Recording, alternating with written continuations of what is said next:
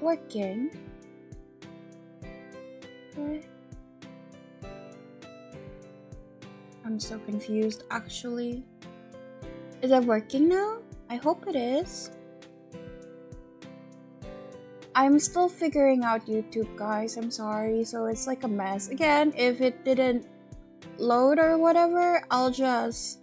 if it's not loading or whatever, or the quality is bad, I'll just re-upload the video because I'm also getting a recording of it right now.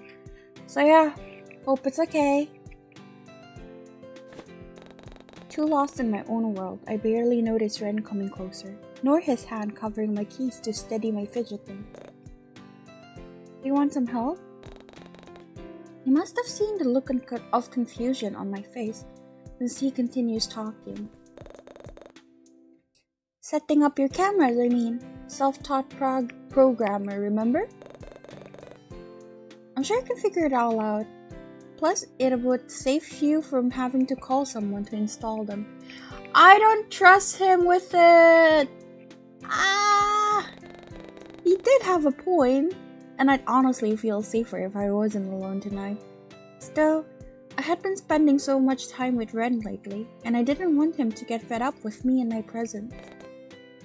Would it be a good idea? No, it's not. Can we just decline? I want to just decline. I'm scared. Let's see. Yeah, I don't even know what the save files anymore. I don't think I'm gonna use them much. I am so confused with the YouTube stream. It said error stream key? Huh? So confused.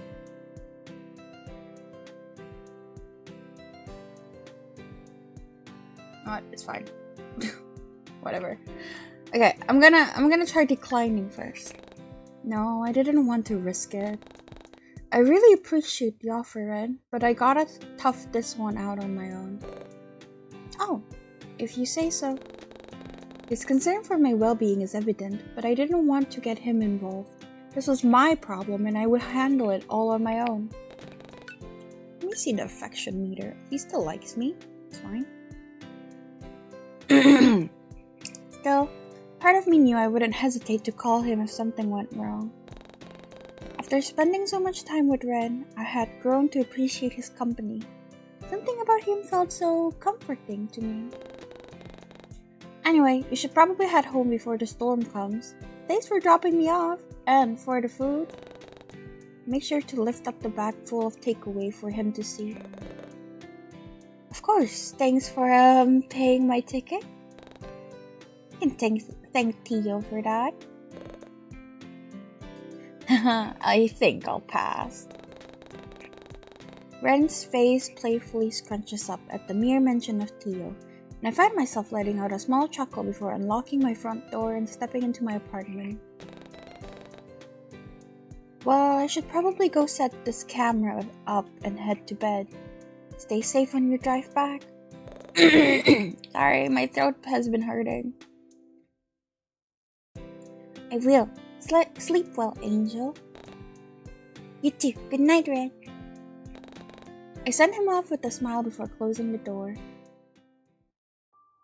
It takes me a while and countless online video tutorials, but I somehow managed to set up the security cameras and connect them to an app on my phone without too much trouble.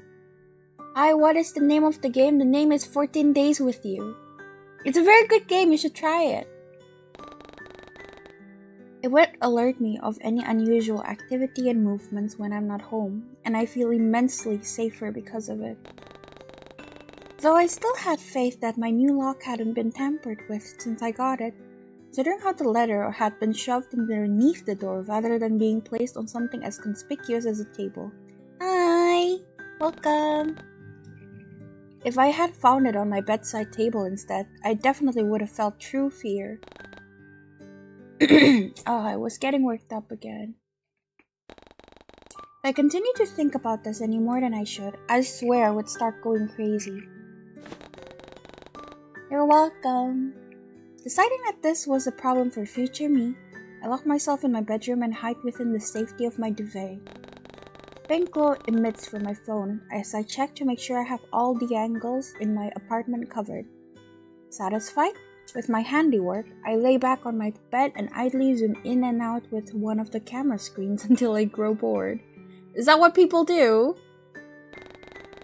I doubt I'd be able to fall asleep quickly, but it wouldn't hurt to try. Besides, I had to be up bright and early for work tomorrow. With that thought in mind, I lock my phone, shove it under one of my pillows, and will myself to fall asleep. You sub Toyo now? What is Toyo? Nostalgia greets me like an old friend, and before my consciousness fades away, I try to chase after the foggy memory that had been plaguing my brain as of late. Those 3 kids laughing and playing together near a lake. Who were they? And who was the one that stayed right by my side even after everyone else went home? Almost desperately, I tried to recall their face, or any of their defining features. Really, at this point, I'd take anything. Faintest recollection of pudgy cheeks, twin pigtails, and a frowning expression swirls in my mind, but it slips away the moment I drift further into dreamland. Oh! Yeah, so there's more. I was here. Accept and let him stay the night. Again. It's like he's been staying over for the past 3 days? Crazy. Maybe it would be a good idea after all. Would you mind? Probably look pathetic with how I barely make any eye contact, instead choosing to stare at my door rather than Ren. But he doesn't seem to mind. Or perhaps he simply chooses not to comment on it. I'd be happy to, Angel. With a smile, I opened the door and let Ren inside. You know, I think we have the same mirror. Oh? Putting the small talk aside for a moment, I usher the pink-haired person into my living room and situate ourselves onto the couch. What is the name of the game again? It's in the title. 14 days with you. Ren wastes no time in opening my package, placing all the bits and pieces on the table and setting off to work, though every so often he'd sneak a peek in my direction whenever he thinks I'm not looking. Did he want something? Raising a brow, I send him a silent question. I don't mean to pry into your personal life, but you know, you're always welcome to stay at my apartment. You've already stayed the night at my place, so it wouldn't be a bother if you wanted to come over again. Yeah, it's okay, you're welcome. I'd honestly sleep better at night knowing you're safe. Aww! And I always carry a spare keycard with me anyway. If you'd like, you can hold on to it in case something... I appreciate the offer, Ren, but I can't accept that. It's fine. Besides, you said yourself that living here can get overwhelming. If this can help you in any way, I don't know. Keep it, just in case. You never know. What if that creep breaks into your apartment again? If that happens, you could come and stay with me this time. I could keep you safe, just like the first time you invited me over. The lobby is full of security, and they won't let anyone upstairs without proper clearance. Plus, I don't have rats? Rats? Where was this coming from? Wait a minute. No, we mentioned there being rats when we were grabbing a sleeping bag for him. So it makes sense for him to have heard it, maybe? I won't lie though, Ren's offer honestly was tempting. The idea of having somewhere to go in case things got bad was a comforting thought, but something just didn't sit right with me. And I've been spending a lot of time with Ren recently, but I still wasn't that familiar with him. And sure, I might have developed a bit of a crush on the tall guy, but I wasn't going to be swayed by my feelings. Still, the offer was really tempting, And it wasn't like he was asking me to move in with him or anything. Now that I thought about it, Ren was the one giving me access to his home. It wasn't like I was the one in danger here. He was trusting me enough to be some kind of crazed killer, much like the one on the news. I can't help but crack a smile at the somewhat morbid thought, and Ren seems to take it as a positive sign. But before I can dwell on it any further, I watch as he leans over to reach into his back pocket and pulls out something that resembles a plastic card. Ren wastes no time handing it to me, and I take a moment to look it over. His address and unit number are neatly printed at the top, and some kind of obscure barcode is on the bottom. However, the apartment name and logo in the top right corner are what really captures my attention. Sunshine Hills? I almost forgot he lived in the nicer parts of Corlin Bay. They were known for their high-rise apartments and fancy penthouses, so I'm sure Ren never had to worry about rent infestations or deadbeat landlords. Though, the more I thought about it, the more willing I was to accept his offer. Maybe it wouldn't be such a bad idea after all. Couldn't help but wonder what kind of programmer could afford fancy marble flooring, but as always, Ren remained a mystery to me. If this opportunity means getting to know him better, maybe it would be worth it. Snapping out of my thoughts, I look up from the glossy plastic and focus my attention back to Ren. Seriously though, it wouldn't hurt to keep it. And it's a spare key card anyway. I can always get more. I already have a stack of them at home. Why does he have a stack of them? They're real handy too. I can use them to lock up my office and bedroom without a physical key. But I always end up misplacing them all and... Sorry, Angel, am I rambling again?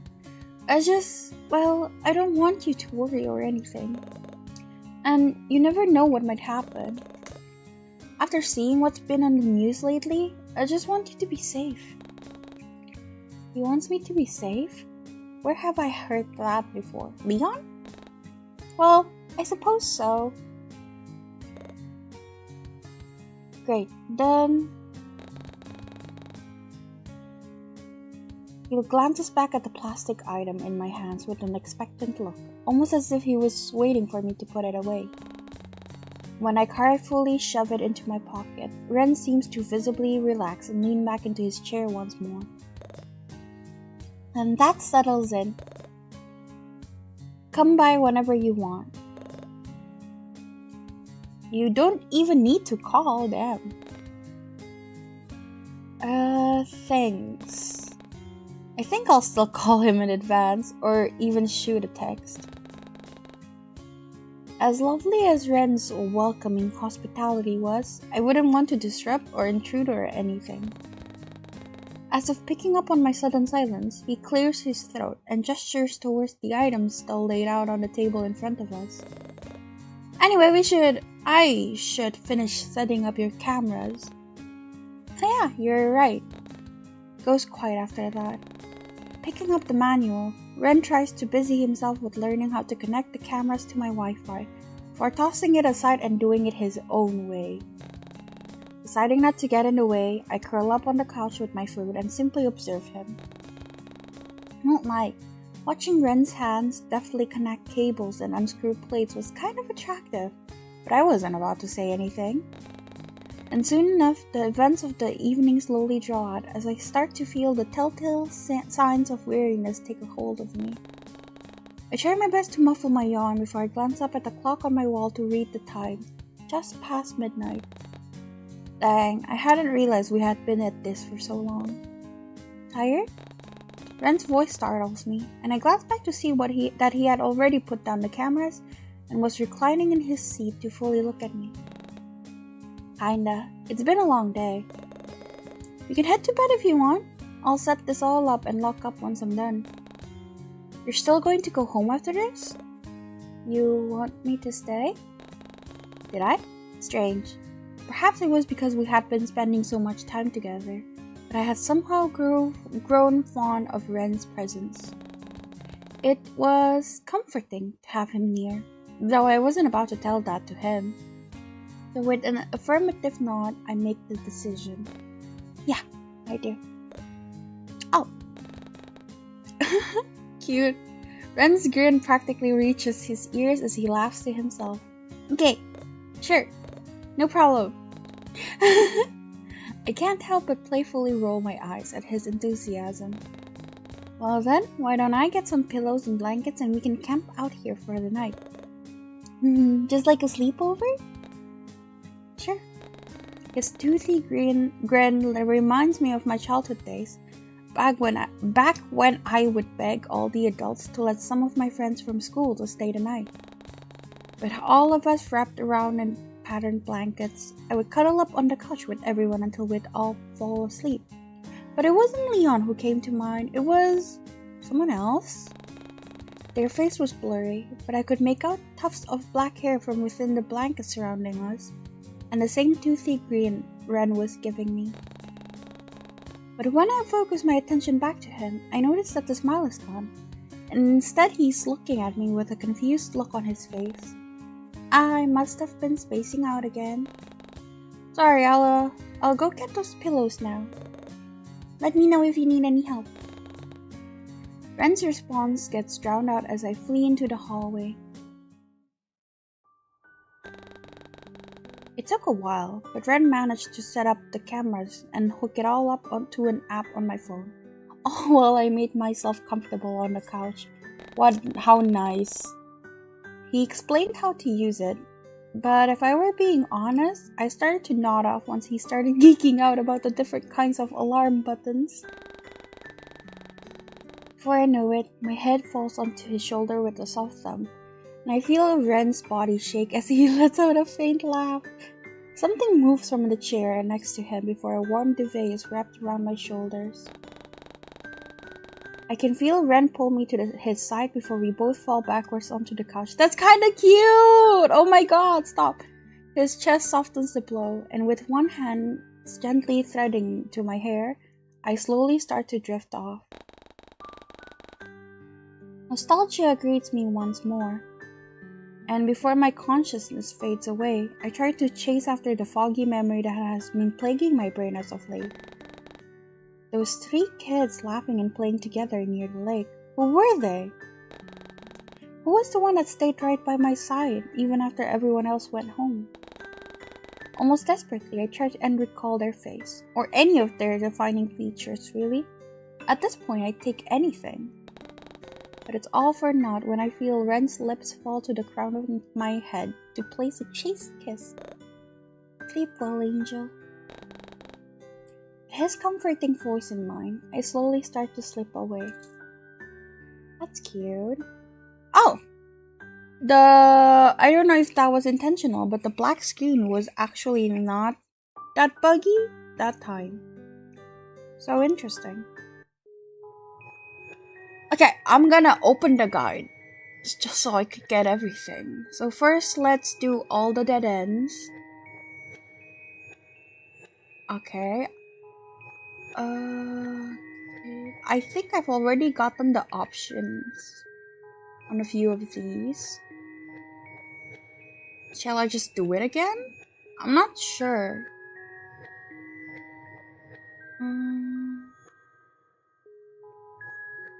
Okay, let me think. Okay, I am going to just restart doing everything. Enable streamer mode, yes.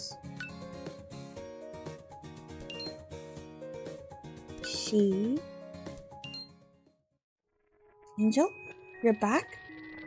I can't wait to see you again, Angel. That's new. Okay, let's skip a lot. The first choices doesn't matter. I like his hair mid-length. I'll choose some. Wait.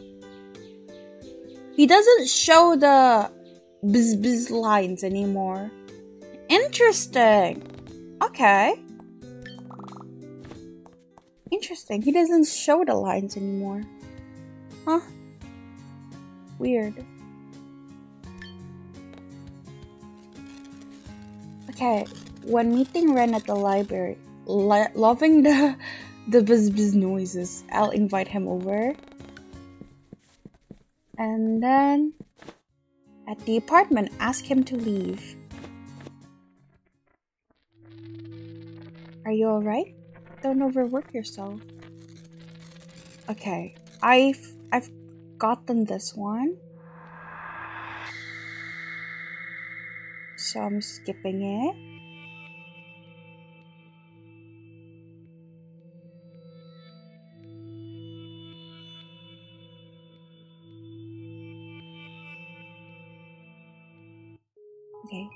Okay, change this again. Interesting. Let's start again. Yes. She. Were you looking for me, Angel? You're so cute.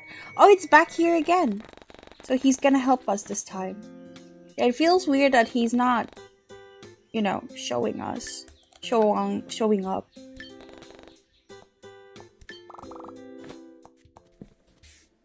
Okay, I'm gonna save in slot 1. I'm gonna keep talking to him. And then I'm going to not invite him over. And then block his number. It's still sitting in the contacts app. My finger hovers over the block button before I finally decide to press it. While Ren ultimately seemed harmless, his odd and timid behavior rubbed me off the wrong way. Plus, I wasn't entirely convinced that he wasn't the same person Violet saw last night. Sure, their appearances don't match at all, but it never hurts to be cautious. Hi, sorry I didn't see you guys' message. Hi, sorry. Thanks for joining in. I climb into bed with the thought of the supposed intruder still heavy on my mind, but I eventually put it to rest by remembering the heavy-duty lock I bought and installed earlier. There's no way anyone could break in now, and even if they did, I could rely on my neighbor to hear it. Okay, that's the same. Okay, so this is the same. So yeah, ending number 2.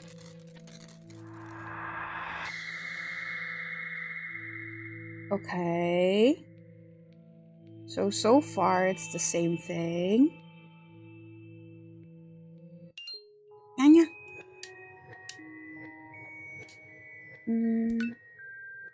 So let's load. I am going to... The breaking up noise is like really cool. I'm going to... Don't invite. And don't invite, send him a text. And then don't reply to him. Place my phone back on the nightstand and start getting myself comfortable in bed before it goes off again just as I slip under the covers. Groaning, I pick up my phone once more. Did you fall asleep already? I guess it's pretty late. And then the date proposition. Don't reply to him. Man, he really was persistent. Angel, are you still there? Yeah, no, I wasn't going to respond to him after all. Minutes seemed to pass as I blankly stared at my phone to watch his pitiful attempts at getting me to respond. I can tell you're not sleeping. How would you be able to tell, huh? But I can take a hint. Sorry for bothering you. You can delete my number now if you'd like. Good night, Angel. And make sure you close your window before you go to sleep. You wouldn't want anyone breaking in again, right? Scary bitch. What? How did he know it was open? Or maybe it was just common for people to not close their windows at night? Well, whatever. I wasn't about to ask him anyway. Scary. Climb into bed with the thought of the intruder.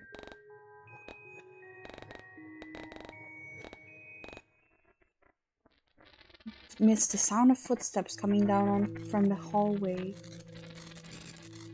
It's still the same though.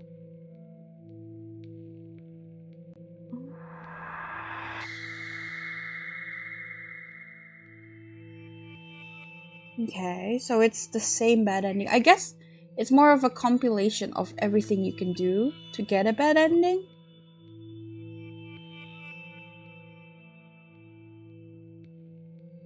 Right?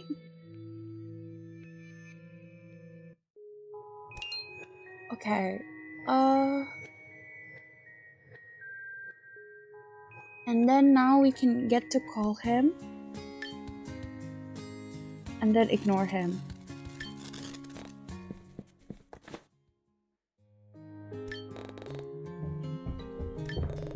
Hello? Are you there? I don't think I can hear you. Did you meant to call me? Hello? Hello? Are you there? Deciding to put him out of his misery, I finally speak up. Hey, Ren. Oh, Angel, sorry. I couldn't hear you earlier. I guess there must be something wrong with my phone. Sorry, again. It's okay, don't worry about it. He's really been apologizing a lot today. I almost feel bad for him. Actually, I'm surprised you called. I honestly expected you to throw away my note, to be honest. Hope you didn't find it creepy or anything. Your workmate seemed like the type to tease you if I handed it to her instead, so I figured that leaving it on your desktop would have been the wiser choice. But then I was worried she might come back and find it before you did, so I considered putting it in your bag instead. But then I thought, I guess I'm rambling now. Sorry. And I also wanted to know if you're, well, free tomorrow? I still wanted to thank you for helping me find that book. Was he asking me out on a date?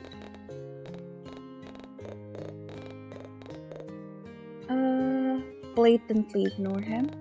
Deciding not to respond, I keep my mouth shut and listen to Ren awkwardly fumble on the other side of the line. Angel, are you still there? Don't tell me my phone isn't working again. Here, why don't I try calling you back and... Before Ren could finish his sentence, I impulsively hang up the phone with a sigh. You sure like to talk a lot, huh?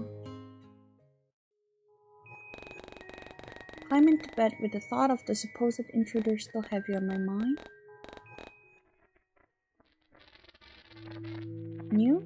No, nothing new. Okay. I am so confused.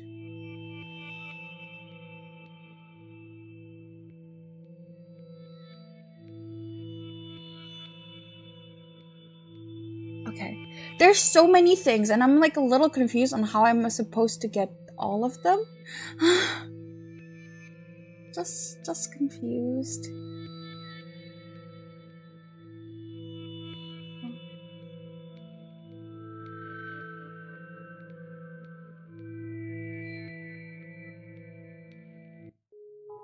Okay. There's also apparently other routes.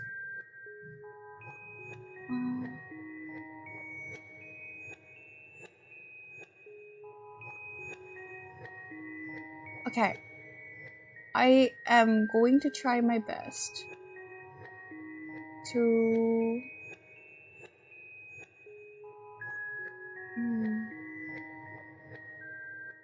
Oh, there's a break his heart route? Yeah, I'm gonna do that. Fuck that, that sounds fun. It's called the Ren break his heart route.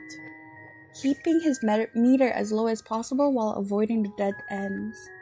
Sure, that sounds fun. I should really make a save file right after, like, right in my first choice. Also, apparently the NSFW content is only there if I disable the streamer mode, so I'm not gonna go through them. Sorry. Because there won't be any use anyway. So, okay, so just whatever. Oh, okay. Mid-length. Something comfy. Hey, comfy. And then this one.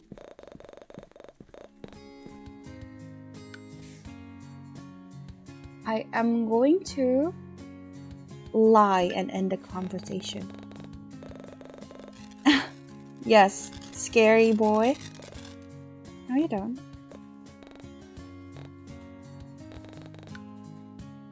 I am not inviting him over. I am going to send him a text. That's kind of weird. What do you mean? Okay, that's end of day 1. Ooh, okay. Wait.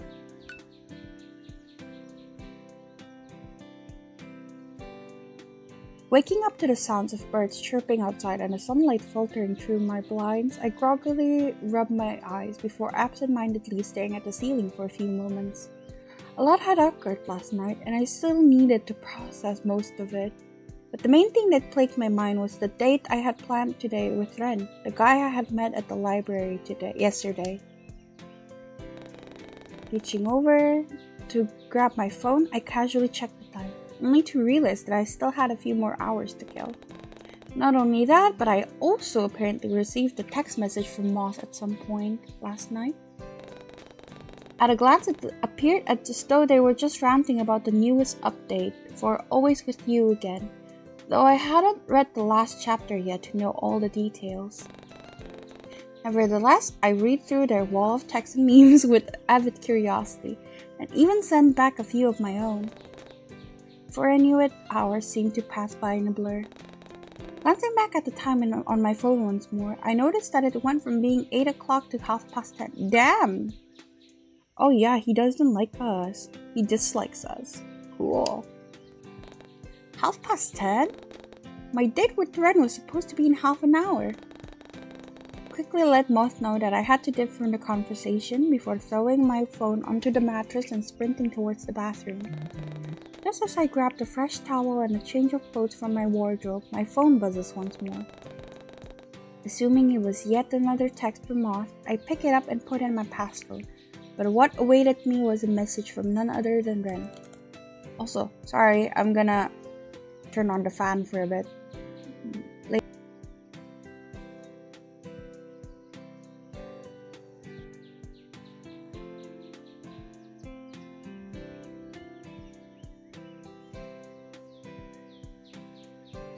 Okay, back. Hi, good morning, Angel. I hope I didn't wake you up. Wake? God, this is so embarrassing knowing you're a librarian. I swear I can spell, lol. Anyway, I just wanted to confirm whether or not you were still on for our date today. Because we can meet up at the beach walk if you are. It's not far from this new cafe I want to check out. Ren's messages brought a smile to my face for some reason, and I assumed it was because he seemed just as enthusiastic as I was for today. Send back my own affirmative text alongside a smiling Haruko sticker before going back to my bathroom and getting ready for the day.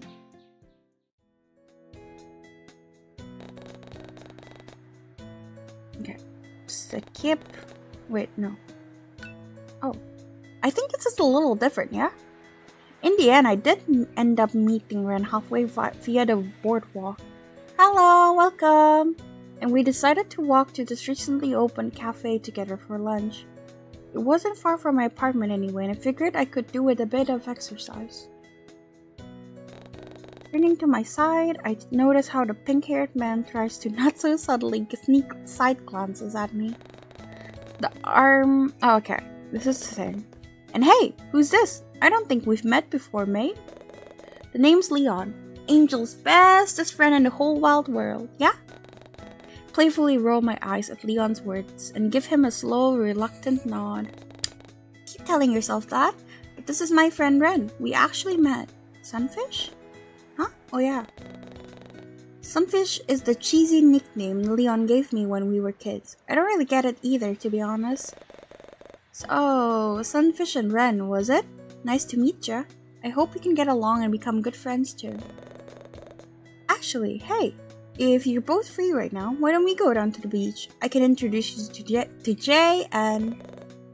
Angelfish and I were about to go on a date, actually. Angelfish? A date? I don't miss the way Ren suddenly pulls my arms closer to his side, nor the way he clings onto me as though I suddenly disappear. You're going on dates again, darling? Good for you! I'm glad to see you're coming out of your shell again. Take good care of her for me, won't you, bud? What do you think I've been doing ever since you moved away? Okay, it's the same. Now, I'm going to need to say that Theo is my ex-boyfriend? Ugh. Yeah, I don't like to date people outside of my tax bracket. Rude! And don't get it twisted, doll. We were never exclusive. Never even brought up the concept of dating when I was with you. That explains why you were fine with cheating on me. Wait, what? I thought you guys were just friends? What a complete loser. I agree. Okay. On this, I agree with Red. Look, it's not cheating as if I was never your boyfriend. Alright, why don't we change the subject? I'm sorry, you weren't my boyfriend? Then why would you ask me not to see other people? You think I'd want to share you with others and let them have what's mine? He's gross. Before I can step forward and knock some sense into that idiot, Ren seems to beat me to it. He grabs the other male by the collar of his shirt, but Theo only looks on with a lazy smirk. What's your problem? Okay, enough. Look, why don't we just drop the issue? You really need to try stop picking fights with everyone, mate. Let us choose... Sorry, what were you saying? Huh? Oh, we were talking about your favorite webcomics. Mentioned having a collection of them back in your apartment, and I guess I got curious. Did I say that? And were we really still talking about myself? Surely I would have moved on to a different topic by now. I've actually been reading this new webcomic lately. It's called Always With You. Order 25. Food, I'll do a sugar cookie. Scrumptious cookie sits next to my beverage, and I almost heard my stomach rumble at the sight. How did Ren know that this was my favorite thing to order? Granted, it wasn't like I've been to Driftwood Cafe before, but this was usually what I'd order at any other cafe. It was honestly like he could read my mind. Then, steaming latte. I could tell by that scent that he ordered me a nice warm latte, just like the ones I usually bring on my way to work sometimes. Hope this is okay. The same. Olivia is still weird. Or hypocrite? Alright, Ren did leave his number on that pink sticky note yesterday. I had almost forgotten about that. But did he really have it prepared beforehand? Admittedly, the thought was kind of endearing. Though, before I have the chance to dwell on it any further, Ren cuts me off by subtly handing me Olivia's number. Wait, what? He didn't want to pocket her number? Glancing up at the pink-haired man, I press him for more answers. Huh? The confusion must have been blatantly obvious since Ren was quick to explain his intentions. With a mischievous grin, he leans closer to whisper into my eyes. Into my ears! Eyes? What the fuck? Oh, ooh, interesting. From their current position, it looked as though they were having a really intimate conversation, and I felt the sudden urge to look away. Why was I getting so bothered over this? I know we aren't exactly together, but Ren shouldn't be off flirting with other people while on a date with someone else. Besides, this was exactly the type of thing Theo would do to me when we were dating. He'd go around shamelessly flirting with other people, sometimes while I was in the very same room. And what made it worse was that he'd simply laugh it off by saying he was just messing around and that I shouldn't be getting so worked out. What an asshole! Honestly couldn't believe that Ren was doing the same thing to me right now. Still, there was this nagging voice at the back of my head that kept telling me not to give up on him so easily. Ren was the one who confidently stood his ground when Theo got a bit suggestive, so maybe I should do the same? Oh gosh, she's just like, Theo, holy shit. What if he got caught up with something? Or what if he went back to see that cashier lady again? Her store did happen to be on the same street, but after spending the afternoon with Ren and getting to know him, I concluded that he wasn't the type of person to do such a thing. But if he was, then that would only add insult to injury, considering how Theo has done the same thing to me multiple times in the past. Although if I was being honest with myself, it did seem as though they had chemistry, especially with how she looked at him and touched his arm as though it was the most natural thing in the world. I will walk home alone. I've already done that, and then... Okay, we can go to your apartment. Oh no, I want to see. Where do you want to go? My place isn't far. You could wait out the storm there if you'd like. I even have a heater and dryer we could use. The image of me sitting in front of a warm, cozy heater was too hard to resist, and I ended up agreeing with Ren's suggestion.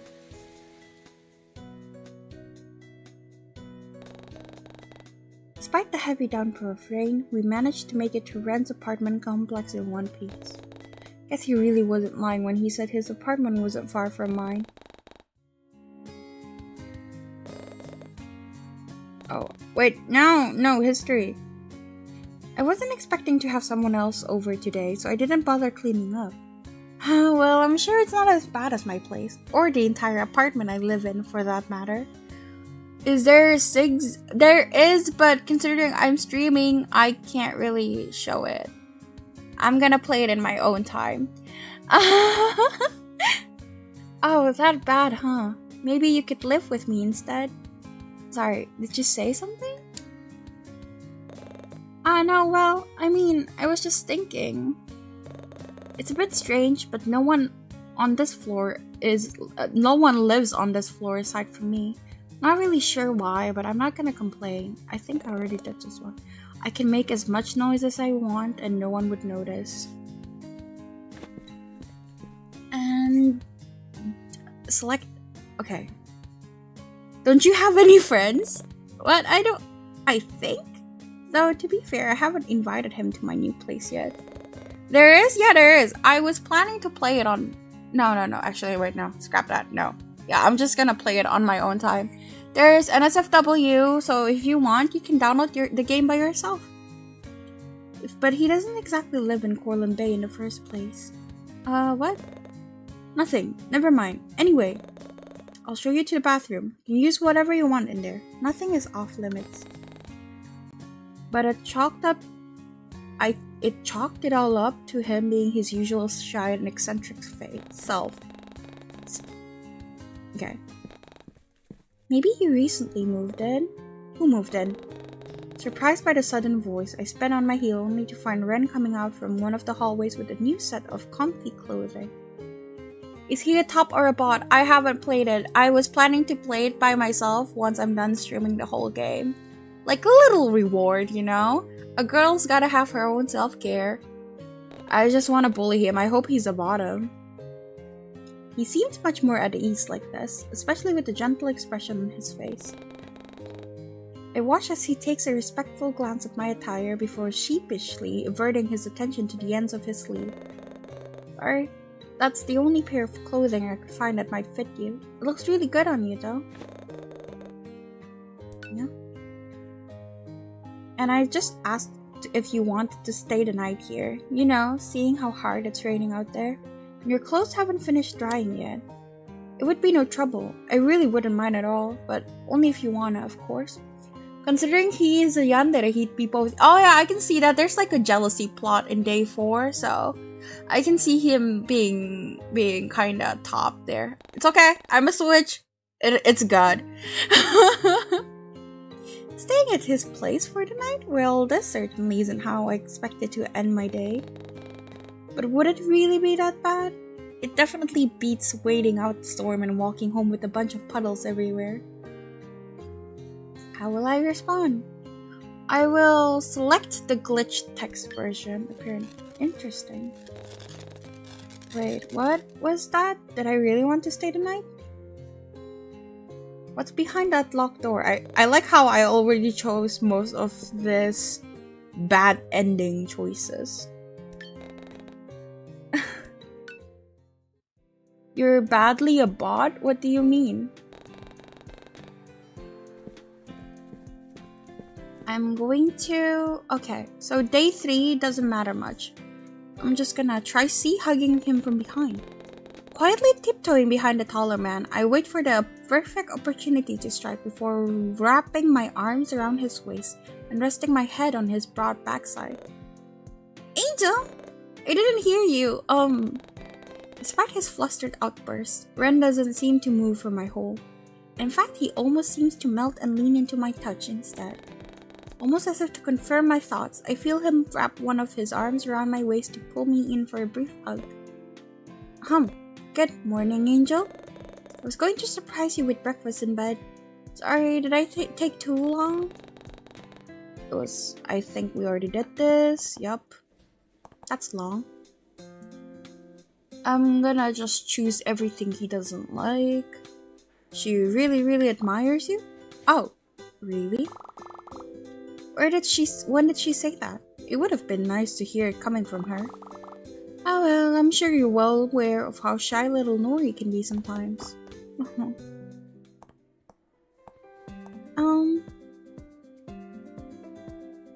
Only if Leon would be there.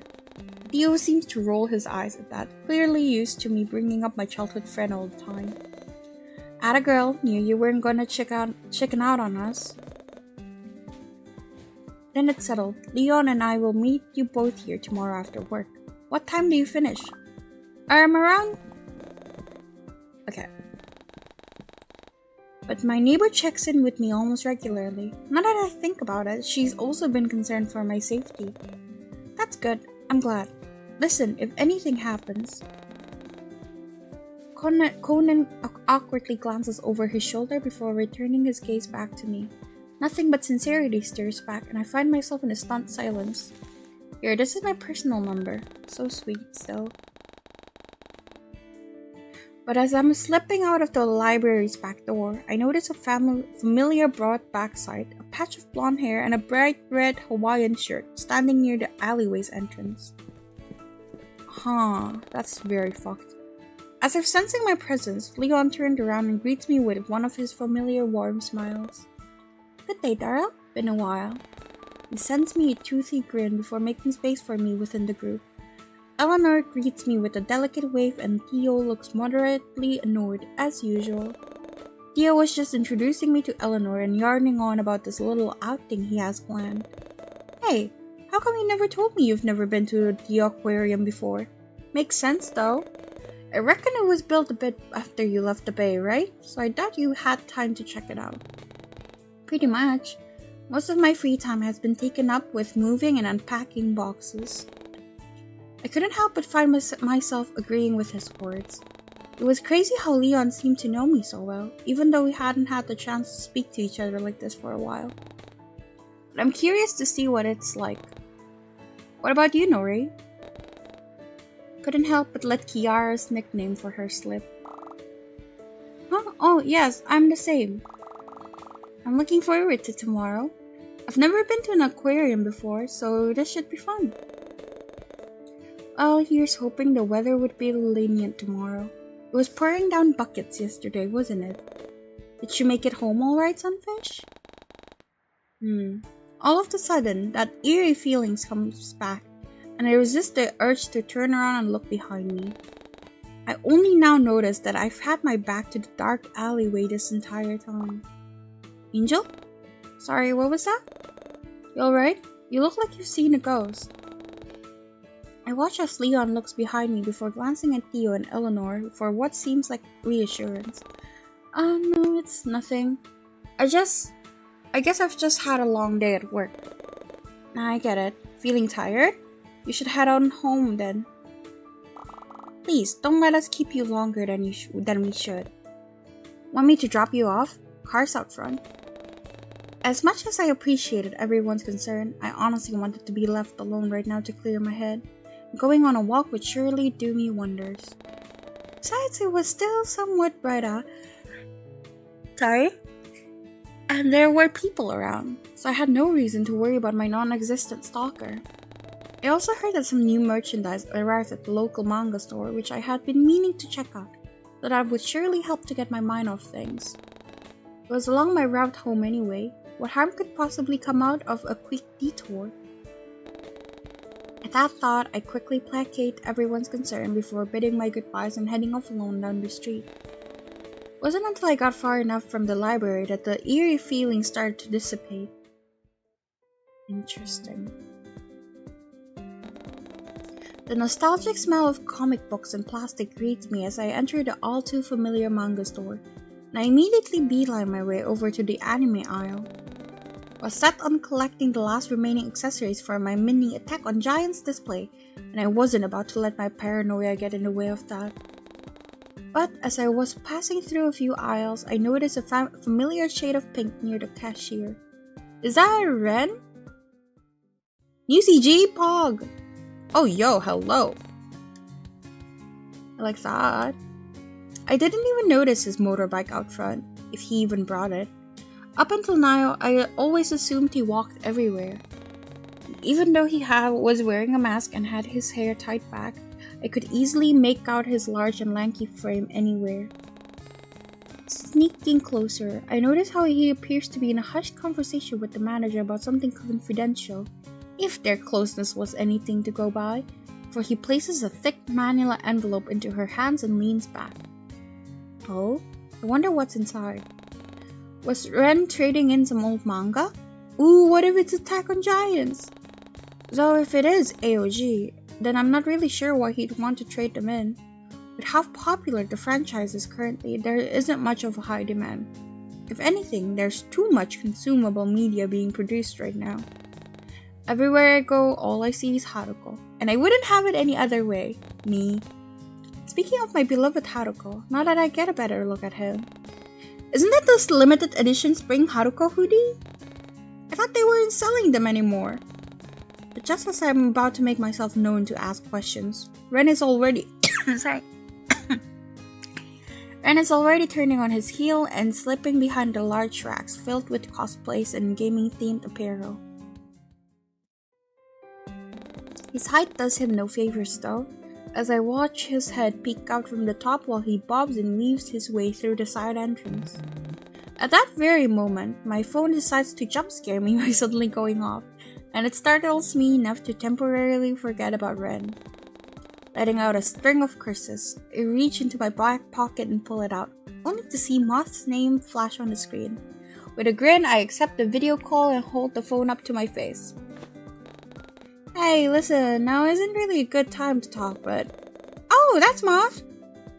Oh no, that's terrible, get well soon, or sorry for your loss, or whatever. Anyway, listen. Guess who won an all-paid holiday trip overseas? Me, that's who!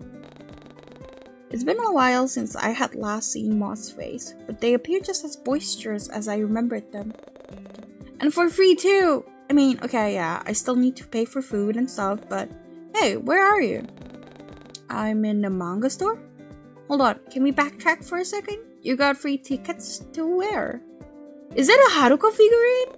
Can you get it for me? Please, please, please, please, please? Moth. I'll pay you back, promise. I'll pay for shipping too. It's so cute. Look at his little outfit. Look at his tiny little jacket and tiny little shoes. With an eye roll, I reach behind me for the figurine. Not before picking up the accessories I originally came in here for, and slowly make my way towards the cashier register. Ren is already... Sorry? What? Already what? Once Moth's hoots and hollers calm down, I gently try to coax them back onto the original topic. Alright, you asked where I'm going? Well, it's actually... a surprise. Sorry. Seriously? A good surprise though. Hey, you're still in core Love how the text is flickering. For a brief moment, their screen starts to lag and a loading symbol pops up. Moth?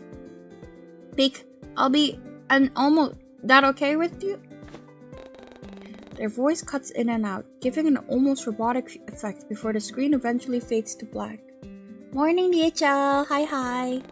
With a heavy sigh, I end the call and shoot Moth a text to let them know that they got disconnected yet again.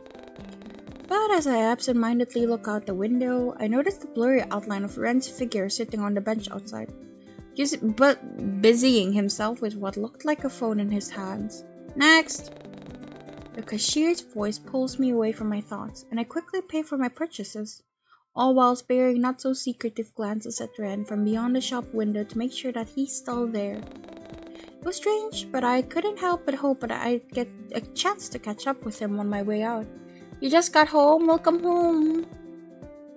I know it had barely been more than a day since I last saw him, but I still wanted to thank him for the date he took on me on yesterday. "What games did you get?"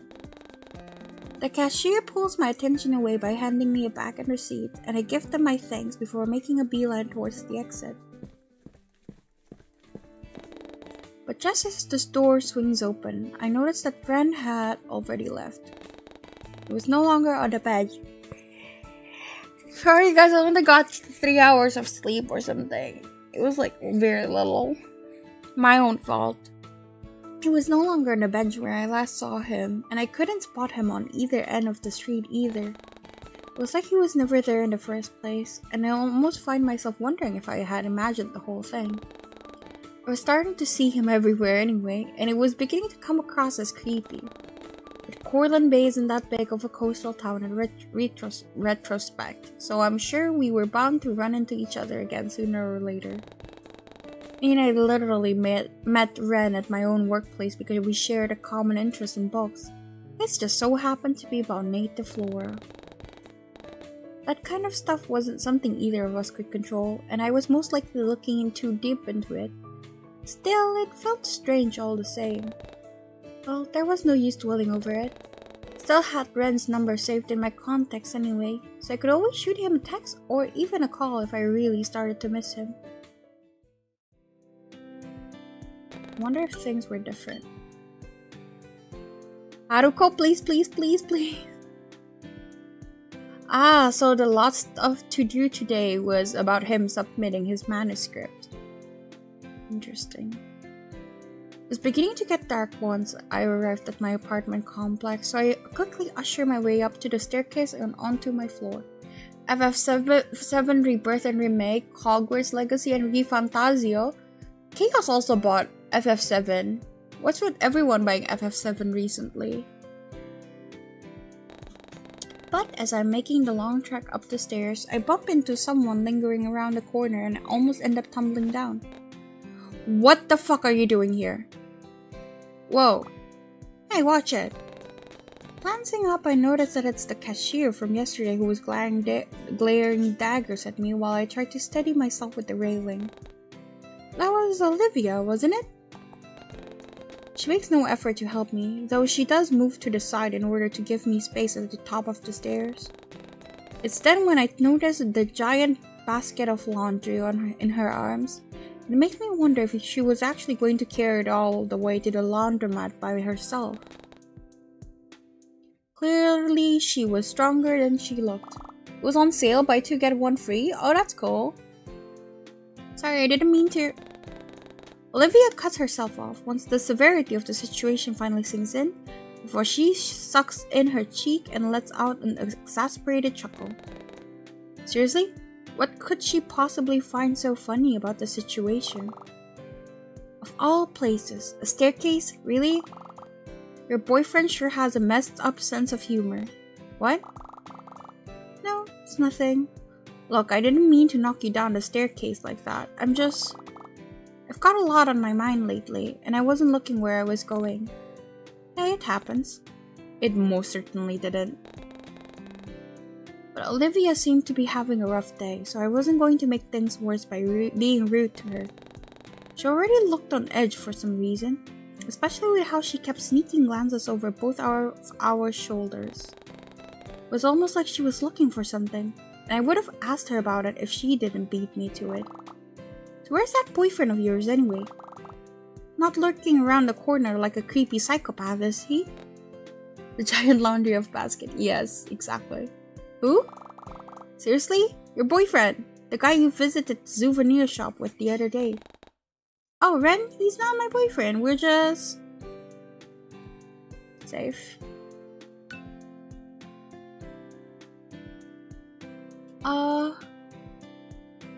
Choose either he's just a friend or I've never seen that man in my life. Are you? Ugh, I don't have time for this. Forget it, I'm in a rush, so please move. Clearly done with the conversation, Olivia sidesteps me and starts to make her way down the stairwell. But she only manages to get a few feet away before she turns around once more. Resting her laundry basket on her hip, she looks up at me with an unreadable look. You live on this floor as well? Then it looks like we're going to be seeing each other more often. But just some neighborly advice? If you plan on bringing Ren around, keep it down. I'm not afraid to file noise complaint. And with that, she disappears around the corner. What was that all about? Deciding it wasn't worth my time to mull it all over, I slowly make my way towards my apartment. I am going to take a toilet break, so be right back.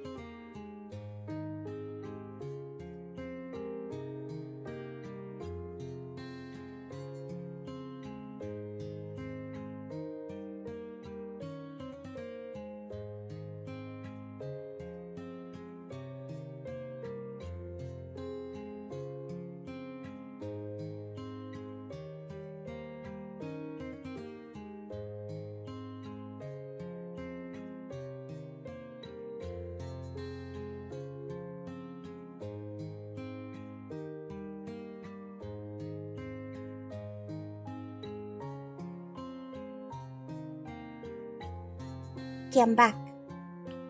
Not bothering to turn on the light, I toss my keys into the tray, shrug off my jacket, and unceremoniously drop myself onto the couch. Today has been a whirlwind of events and emotions, and the worst part was that it still hadn't ended yet. You do be like that sometimes. I still had an hour or so left before I consider any dinner plans, so I figured I might as well spend the evening winding down in the meantime. All too quickly, an idea pops into my head, and I reach over to grab my phone. How will you respond? Ooh, I didn't. I'm missing so much.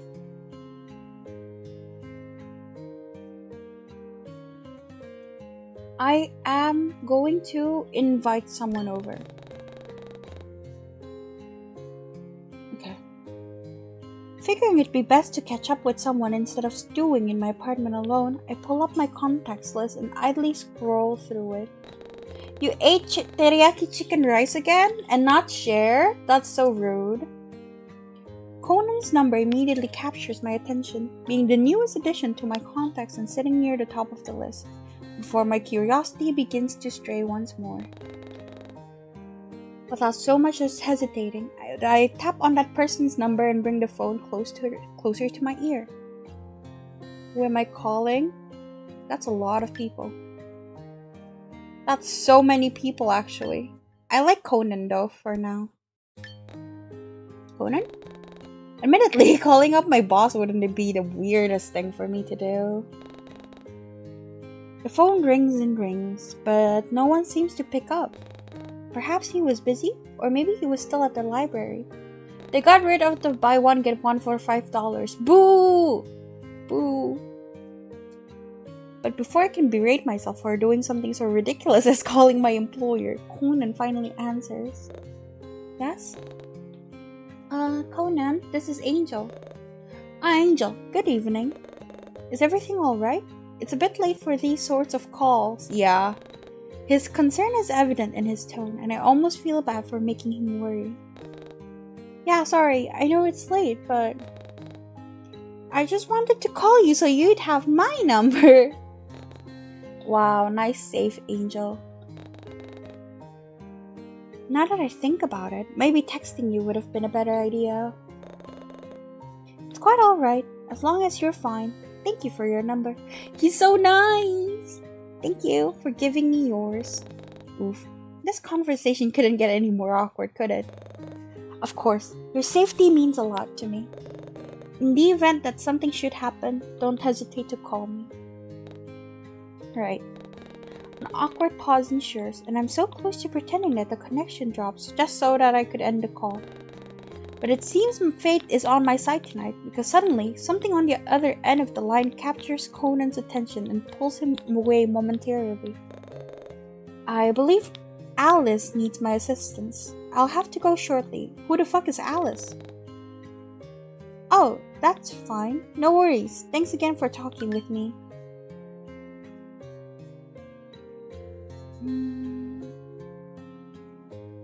So confused. And you as well, sweetheart? We'll have to continue this conversation another time, perhaps when we're both free. Sweetheart? Yeah, sure, definitely.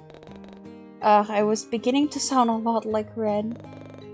Good night, Angel. Enjoy the rest of your evening. All of a sudden, the line cuts off. Well, there wasn't much sense in dwelling over that painful encounter. Figuring I had nothing else to do for the night, I decided it's finally time to satisfy the cravings of my stomach. Without wasting any more time, I get up and tiredly trudge around my apartment as if my body were on autopilot. But just as I'm about to enter the kitchen, my phone rings once more. Glancing down, I notice Ren's contact details flash on the screen. Did he want to talk? Admittedly, I was a bit curious to see Ren again after missing him in the manga store earlier. A beat passes, and before I can stop myself, I answer his call. His soothing voice greets me, and I can practically feel the excitement and moe flowers expel from the screen and hit me in the face. She's such a weeb in this. And before I know it, Ren is agreeing to come over as soon as he can, so I quickly turn the lights back on, clean the place up a bit, and anticipate his arrival.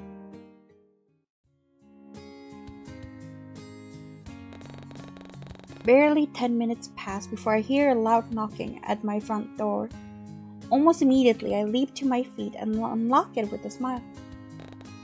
Ren, hey, come on in. I see you're still wearing my hoodie. I also brought some takeout with me, if that's okay. Figured you hadn't had the chance to eat yet. Whoa, how did you know? It's like you can read minds or something. I thought she just said she cleared her food plate. Am I dumb? Wait, he can read minds? Huh? Barely registering the look on his face, I gently coax Ren into my living room. Makes himself at home on my couch, and I bring a few utensils from my kitchen for the food he so kindly brought. Oh, by the way, were you at the manga store earlier today? I thought I saw you there. Yeah, I know you did. Because I saw you as well. After I left. I noticed you through the window. Well, that seems to confirm my thoughts about Ren sitting outside of the store. Stabbing my fork into the food, I take a bite and let out a pleased hum from all the delicious flavors dancing on my tongue. Really? You should have said hi. I thought about it, but you seemed really focused on something. And then you got a call, so... yeah. That was my friend Moth. Oh, that reminds me, Ren. At that, his full attention is immediately on me. Takeout long forgotten as the taller male moves in his seat to face me.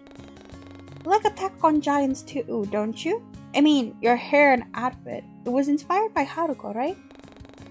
I know I must have been coming on a bit strong, but Ren and I have been getting to know each other a bit better over these past few days, and somehow I knew he wouldn't freak out as much if he knew about my more nerdy side.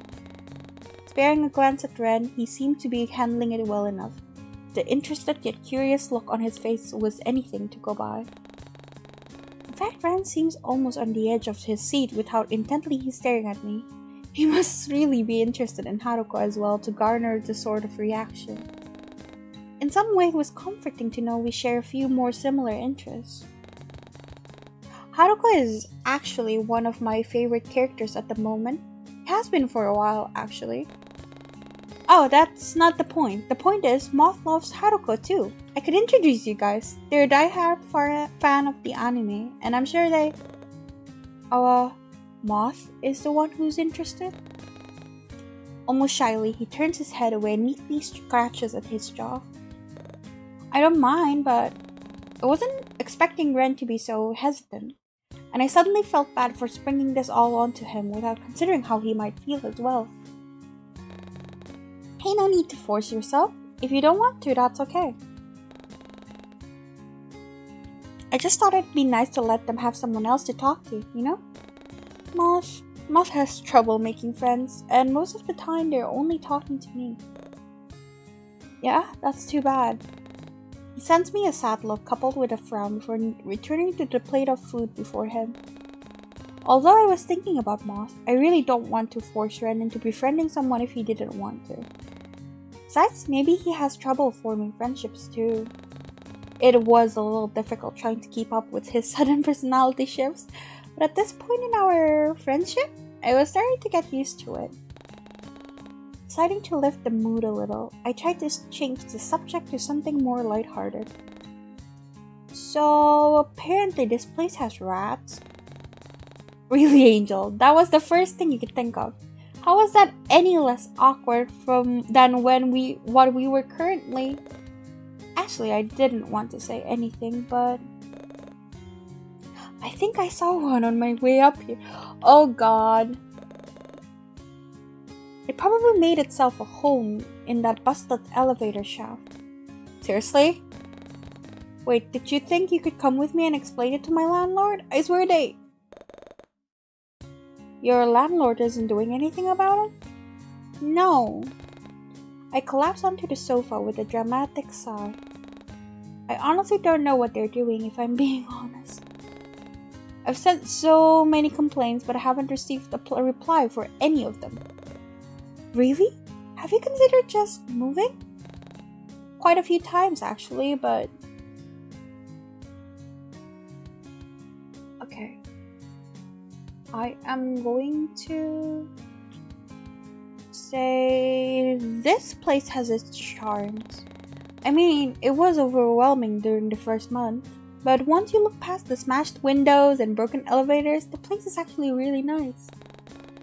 It's cozy and it has its charms, and there's barely any traffic here. I see.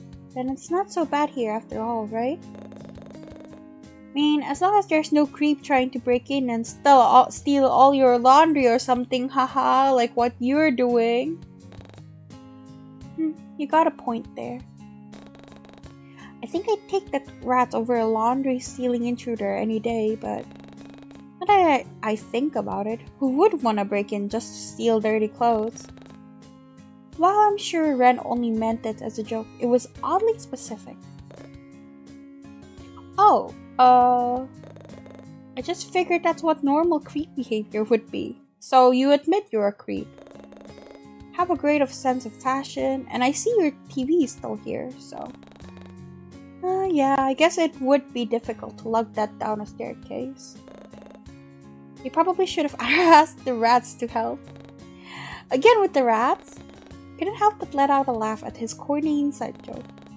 Wait, since when did we have our own inside joke? Now that I really think about it, the banter I shared with Ren seemed to be easygoing as of late, despite how serious the topics were supposed to be. I had been worrying all day about the supposed stalker, yet here I was, casually brushing it off as a carefree joke. Still, is everything alright in your neighborhood? heard about the murders going on recently. Well, no one I know has gone missing yet, so I suppose that's good, right? I won't lie though. It is kind of scary knowing that there's a killer out there.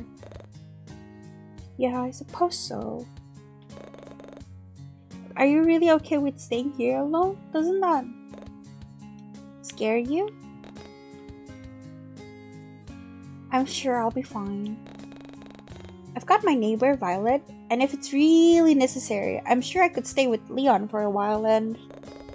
Say, you could always stay with me instead. I mean, you've already stayed the night at my place, so it wouldn't be a bother if you wanted to come over again. I'd honestly sleep better at night knowing you're safe. Okay, the spare key we've already done. Keep it just in case. I mean, you never know.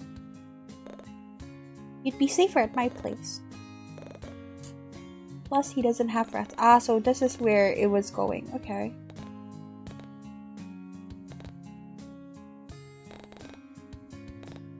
So this is the same thing.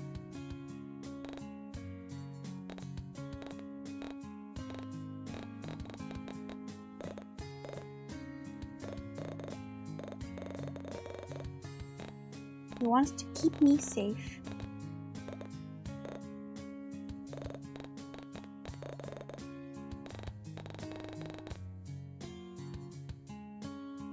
Okay. And then...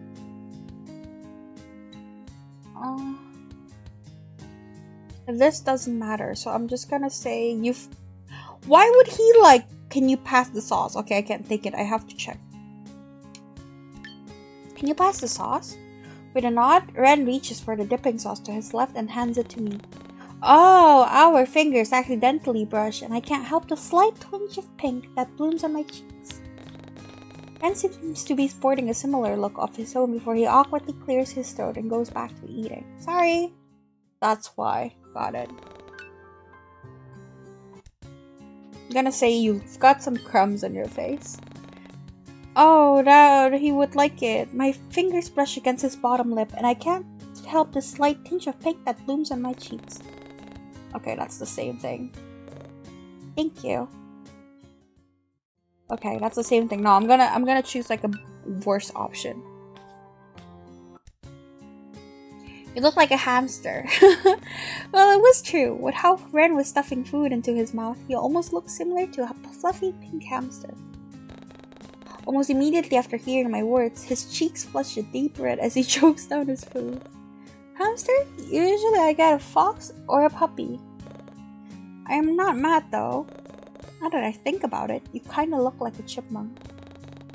With an eye roll, I playfully shove Ren's arm and pretend like I didn't agree with his words.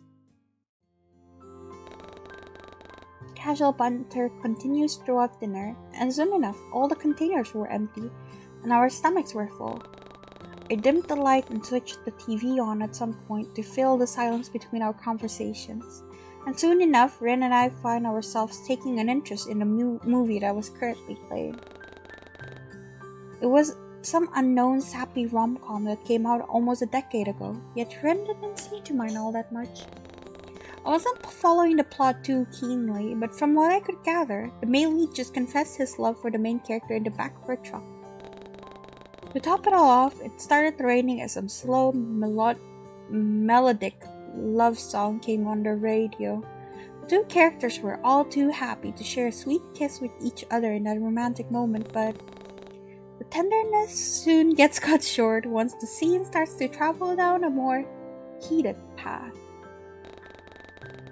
The kisses become more passionate, and before I know it, I'm watching the main character lean across the center console to sit in her lover's lap instead.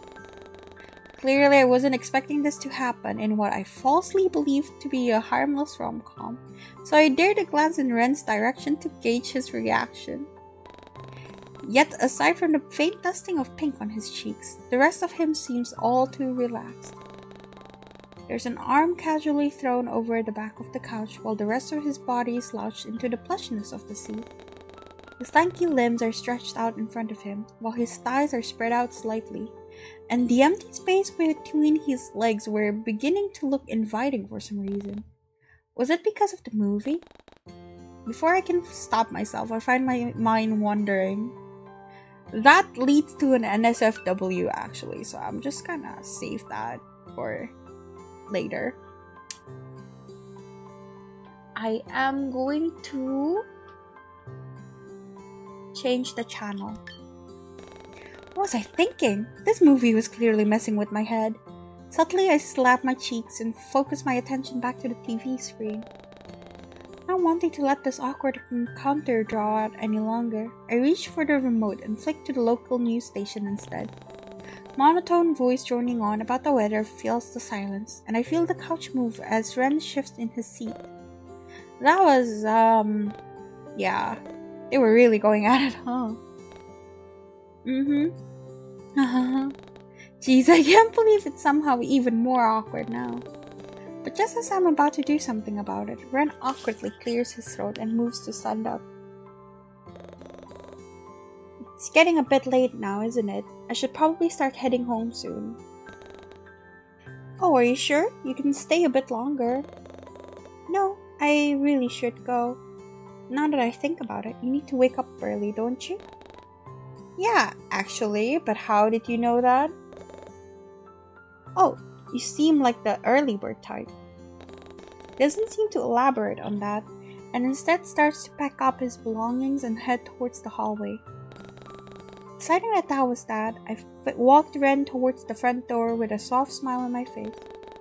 Today had been a lot of fun thanks to him, and I was able to keep my mind off the events that would ultimately transpire tomorrow. I was still unsure about Theo's intentions, but being with Ren helped me to understand that maybe it was wrong of me to judge others so quickly. At first, I thought Ren was just some shy guy with a stuttering problem, but over the course of a few days, I've learned there's more to him than just that. He had his moments of confidence, and it was endearing watching him stand up for the things he wanted. Perhaps I was being a bit too harsh on Theo. Even he deserves a chance to redeem himself. I suppose I'll give him a chance tomorrow? Angel? Sorry? Crap, I really needed to stop spacing out like that. I asked if you wanted me to lock the door for you. Suddenly hit me like a ton of bricks. It was still standing in the hallway while Ren was already waiting for me by the door, so I quickly rushed over to him with a flushed expression. Sorry, I was just busy thinking. I can lock it. Thanks, though. You do that a lot. It's cute. I almost roll my eyes at his words as I lean against the front door and watch Ren awkwardly shuffle on my doormat. Thanks for today, and sorry for taking up so much of your time. Not at all. Thanks for coming over. Get home safe, okay? Ren's eyes seemed to light up the moment I voiced my concern over him. Yeah, okay. I will. You too, or I mean... You're already home, so go to bed safe, or sleep safe. Sleep well? What am I? Can't help but chuckle at his panic state, and Ren seems to settle once he hears my laughter. Good night, Ren. Good night, Angel. I'll see you tomorrow. The sound of the door shutting drowns out the ending of his sentence. Once I had nothing else left to do for the night, I get changed into some comfy pajamas and brush my teeth before settling into bed. The newest chapter of For Always With You was going to drop in a few hours, and I figured I might as well stay up and read it before going to sleep. But my eyes were starting to get droopy, and all my mind could think about was the double date I had planned with Leon, Theo, and Eleanor tomorrow. Man, I sure hope everything will be fine. But I know worrying about it wasn't going to do me any favors, so I let my pent-up stress out on my pillow by smacking it to make it less lumpy. Though the moment unceremoniously flopped back down, I noticed the cold draft, and the fact that my bedroom window was left open. Strange. I don't remember opening it earlier. With a groan, I get up from my bed and go and close it. But once I lock it shut, something moves from within the shadows and startles me. Squinting, I can barely make out the black mass moving through the gaps in the fire escape balcony. What was that? A person? The fuck? That's creepy. It certainly wouldn't be strange for someone to take a cigarette break at this hour, but I couldn't smell any telltale signs of smoke. Maybe it was my landlord's cat out for a leisurely midnight stroll? That idea seemed more realistic in my mind. Yet, despite my futile attempts at calming myself down, I still somehow find the willpower to go back to bed rather than opening the window once more and taking another curious peek outside. Didn't have the death wish, nor did I have the stupidity of those cliché horror film characters. But before I turn away, I double-checked to make sure that the window is locked shut and the blinds are fully closed. I wasn't about to risk it. Happy with the precautions put in place, I make a hasty dive towards the warmth and safety of my bed. Snuggled deep within my blankets, I find it harder and harder to think about someone breaking in, and even more so with keeping my eyes open. But before I knew it, pink-colored sheep slowly filled my mind as I drifted away.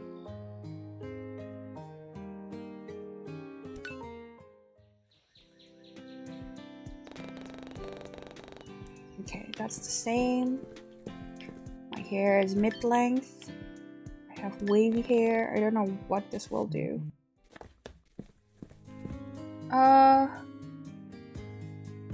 Ren isn't my boyfriend?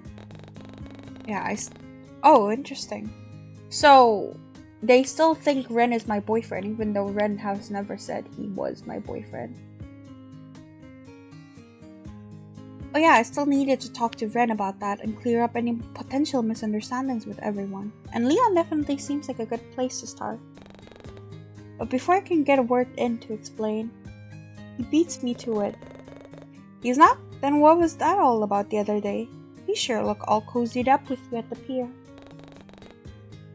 I'm sure Ren only said that to get Theo off my back. He didn't really mean it. And I've been meaning to talk to him about that for a while now, actually. You see. Besides, I only agreed to this outing because Eleanor genuinely seemed like she wanted to go. And it's not like this is a date anyway, so... Hey, don't sweat it, Angel. No need to explain yourself either. I get what you're saying. I'm sure everything... Leon cuts himself off when he notices something behind me, and when I turn around, I see Eleanor running up to the group with a flushed expression on her face. It's the same thing. I was staring at the clownfish. Ha, clownfish? Wait, isn't there a popular movie about one? What was the name of it? Minding Nino, Blinding Screamo. Are you talking about Finding Emo? Man, I haven't seen that movie in ages. Yeah, me too. We could watch it together sometime. Only if you want to, of course. Oh, I'd be down for that. I'm pretty sure I've forgotten the entire plot of the movie anyway. Probably something about finding emos. Yeah, well, if you find one, let me know. Is that your type? Emos? Yes, actually. Huh? Sorry? What was that? Nothing. I wonder if there's anything that changes. Planes are scary. Rain, you make me so happy. Okay. Ren immediately whips his head around and almost smacks it into the glass in the process as he feigns interest in the fish once more. Though I can honestly tell he was genuinely feeling embarrassed with how bright his cheeks are.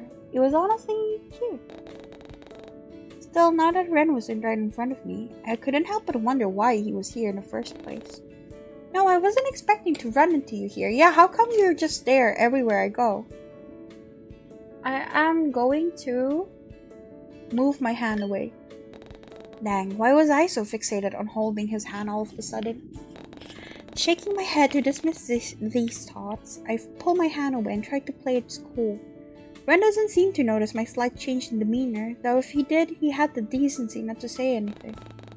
Not that he could, however, considering how Eleanor's voice breaks the silence and captures our attention. Angel, there you are. Oh please, you're one to talk. You always used to do this to me back when we were dating. Remember all those parties you invited me to? Back when we both used to live in the city? always left me by myself so you could go mess around with other people. One point I had to ask Jay to take me home because you didn't come back. You're not seriously bringing this up again, are you? Who do you think asked Jay to pick you up in the first place? You're still an asshole. I know you. You always hated getting in trouble with the law. Why would I bring you along and get you involved in that crap? Plus, I'd appreciate if you didn't lump all my interest into just messing around. Is that seriously what you think of me? Yes. Yes, it is. Am I just some serial cheating sleazebag to you? Yes, you are. Well, no, but... like I've told you a million times, doll, we were never dating. You came to that conclusion by yourself. Excuse me? I mean, when have I ever said we were exclusive? At one point, did I ever call you my girlfriend? Every time you asked me where we were, I told you it was just something casual, nothing more. Sure, you got special treatment, but that's only because I saw you as a friend instead of someone I can just screw around with. You don't see me going after Jay and Leon for the same reason, do you? I guess, but still. For what it's worth, I'm sorry for giving you the wrong impression. But you knew from the dang start that I wouldn't be down for those kinds of relationships. I told you this from the very beginning, Dollface, but whatever we had going on between us, it was never meant to be something serious. You were the one who got too attached and clingy.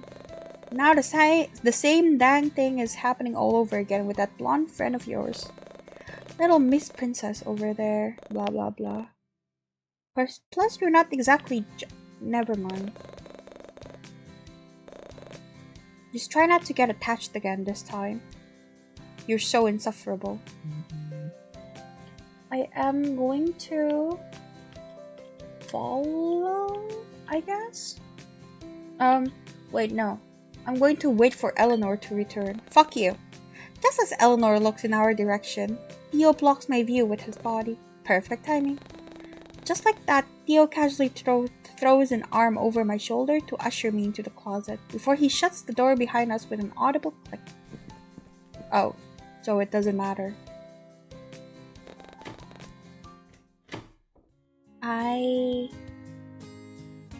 Actually, I do like Theo. You know what? Yeah, let's lead into it.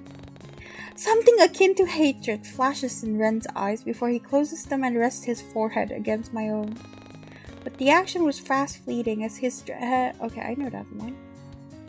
His head drops into my neck. I see. What does he have that I don't? Ren? Doesn't seem to respond. Instead, he simply stays rooted in place while his breath fans against my shoulder. I can almost hear the wooden shelf creak as his grip tightens before he pulls back with a determined glint in his eyes. As long as Theo didn't do anything to you, then... I'm gonna save that because I actually really like that. Like, I wanna try the darkness routes.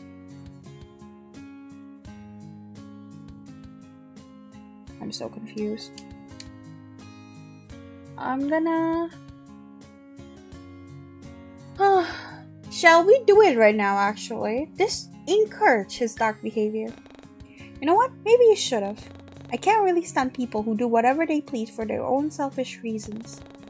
Glare at the floor as I recount how Theo has been treating me lately, like I was something expendable to throw away once he had his fun. Besides, wasn't that what he essentially did?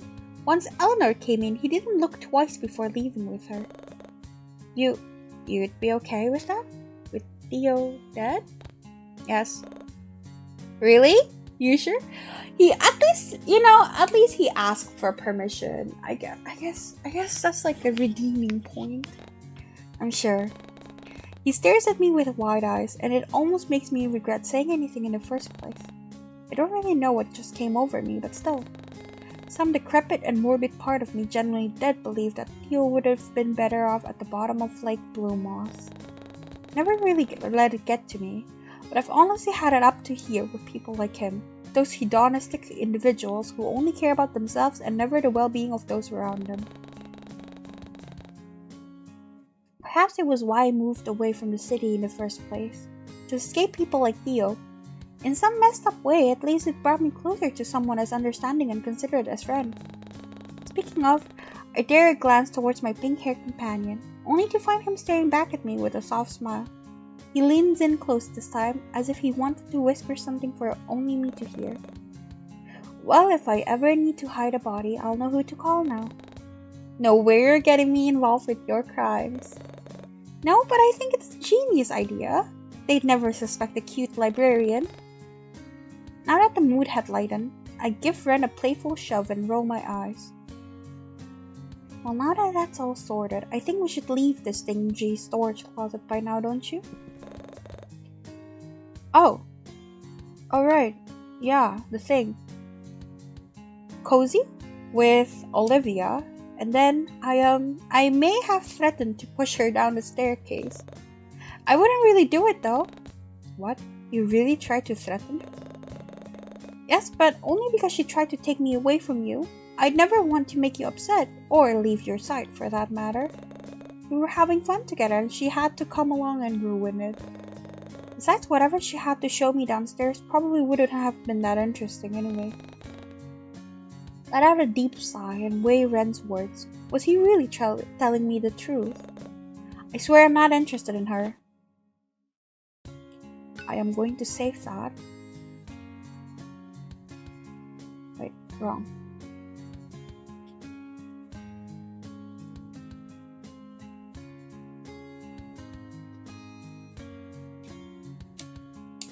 I am going to leave the storage closet.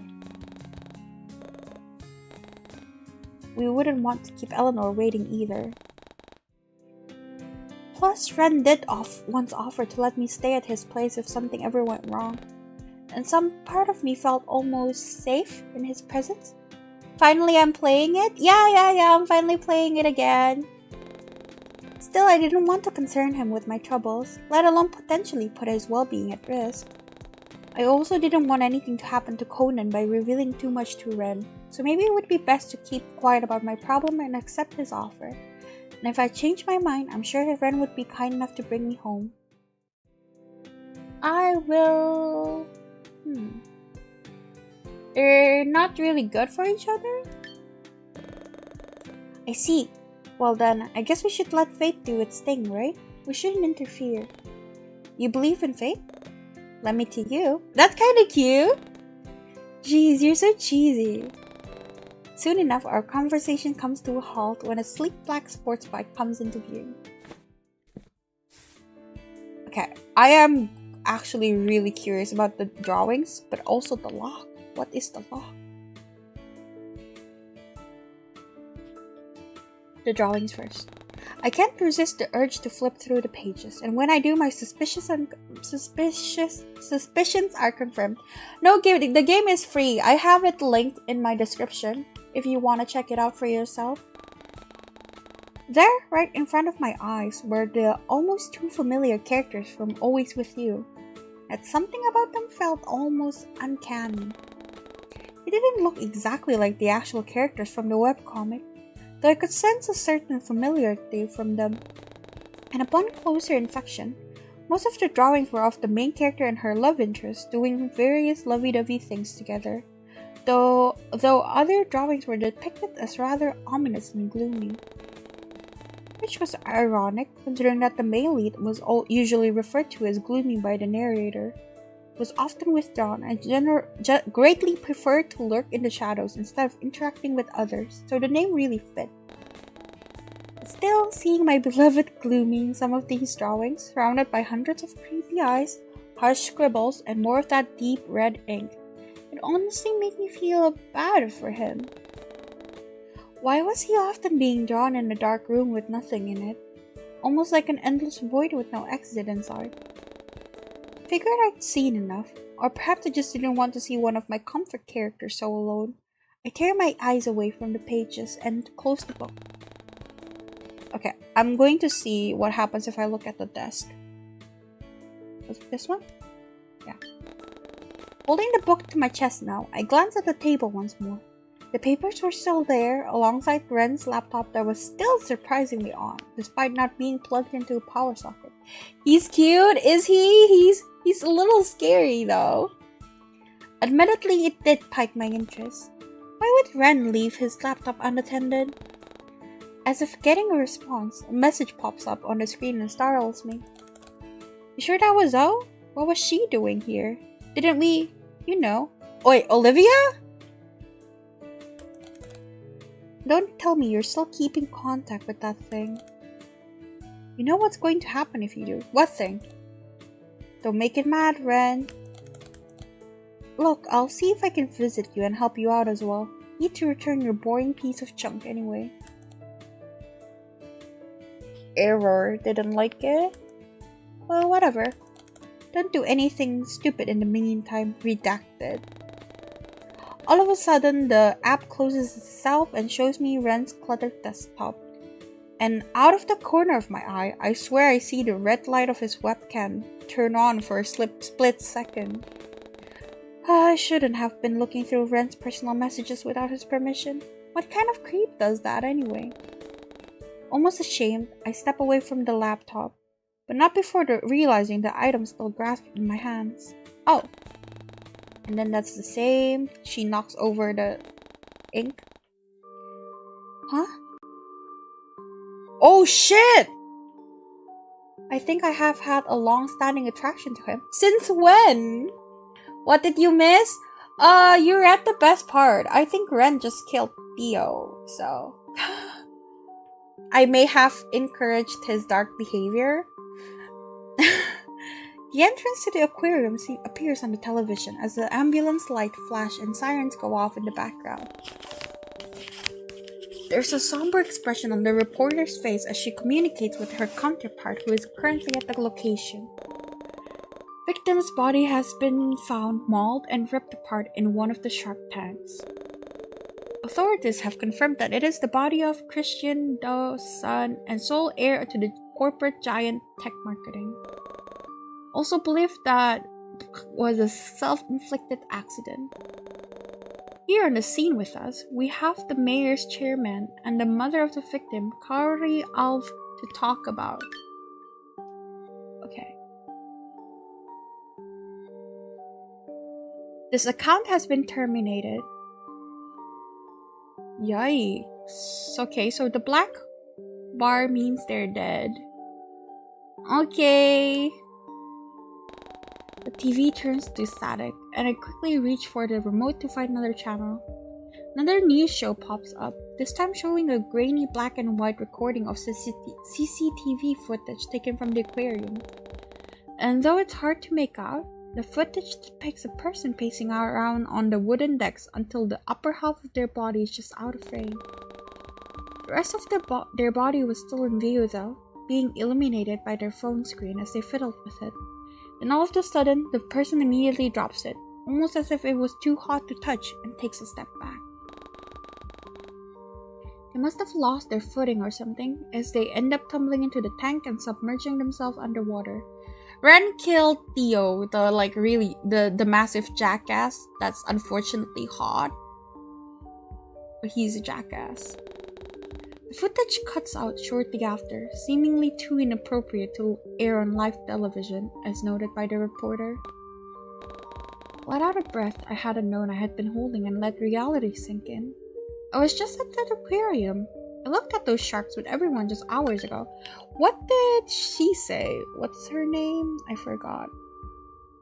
Eleanor. Okay, Eleanor doesn't care. Eleanor's with her sister. That's okay. I see. Everything felt all too surreal at this moment, and I suddenly wished I had my phone to text Eleanor and Theo to see if they saw the news. With my heartbeat still hammering loudly in my chest, I end up unconsciously turning the television off to avoid hearing about more heavy topics. Oh, and also he tried to push Olivia down the stairs. Seeing all of this recent talk of gore and murder on TV, it makes me feel... Fuck it, I enjoy seeing it. I guess some morbid part of me honestly liked hearing about all these sickening topics on the news. Though it made sense considering how I'd been all but encompassed by it while living in the city. Everywhere I went, I was surrounded by petty crimes, selfish losers who called themselves my friends, and even the stench of death. Always thought moving to Cortland Bay would give me a break from it. After all, everyone always says nothing bad happens here, but I guess I was wrong. But I suppose it wasn't all bad. I have supportive friends now, an amazing boss and coworker, and a timid library patron who goes to great lengths to keep me safe. Man, I guess I never truly appreciated Ren's thoughtfulness until this moment. He's done so much for me these past few days. Not once has he asked me for anything in return. And okay, I've definitely read that. She brought food. Yes, also well. Ren looks as though he has something deeply serious he wants to say, and I had some kind of inclination as to what it might be. Something happened at the aquarium, Angel. You might want to... Actually, maybe we should move this conversation to the kitchen? I already know, Ren. You do? About... Yeah, I saw on the news. So it's true then? Somebody really did die? I didn't really stick around to find out once the first cop car pulled up, but... I don't know, something doesn't add up. What do you mean? Ren looks conflicted with what he wants to say. I passed by that shark tank when I went to retrieve your phone and Well, I didn't really exactly stop to look, but I didn't see any dead bodies in there. Look, I know we said some incriminating things today, but I swear... It wasn't serious, and Angel, I would never... Right. I could tell that Ren was taking this hard with how he wouldn't meet my gaze, and his shoulders seemed to shake. I wasn't the one who killed him. It's okay, I believe you. You do? It was like a weight was taken off his shoulders, and without thinking, I find myself stepping closer to bring Ren into a comforting hug. I know you don't know him. It's like day 4, you don't know him. I know you, Ren. You'd never hurt a fly. And I saw what happened on TV. They fell into that tank. The reporters say it was a self-inflicted accident. Man, you really are an angel. I can feel his hands clench around the back of my shirt before he pulls away with a forlorn expression. He attempts to put on a smile for my sake, though I could see right through it. Here, why don't we eat something to get our minds off this? Are you feeling up for it? I know this might be a lot for you to stomach right now. Yeah, some food might be nice. Great, let me get some plates so we can eat then. I am going to lie to him. And then I am going to go home. Decline and say goodnight. No, I didn't want to risk it. I really appreciate the offer, Ren, but I gotta tough this one out on my own. Oh, if you say so. His concern for my well-being is evident, but I didn't want to get him involved. Wait, I already saw that part. Right? You two are, well, you're not driving anywhere, so dream safe? I mean, drive sleep. Stay well? Yeah. I still can't get this right. He's kinda cute, which is a problem. Good night, Ren. I sent him off with a smile before closing the door.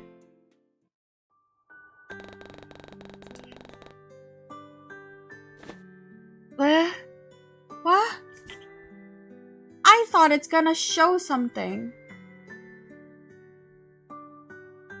Oh, so there's like not an actual ending? Oh, well, that feels a little sad. Oh.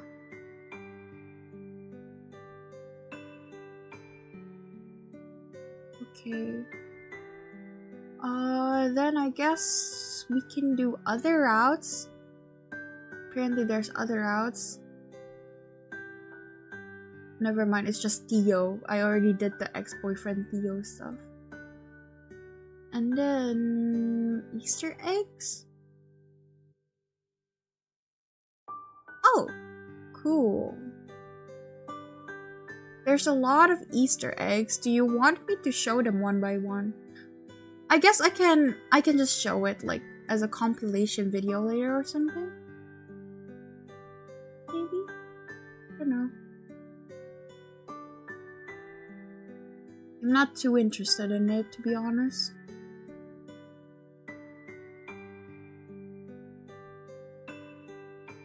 Okay, and then... Oh, that's a bit sad.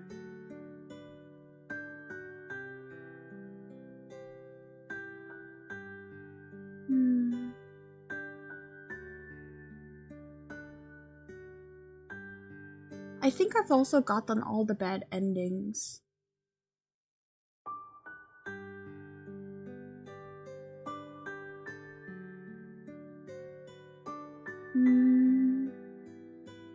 Yeah, I think I've gotten all the bad endings. And then for Ren's behavior,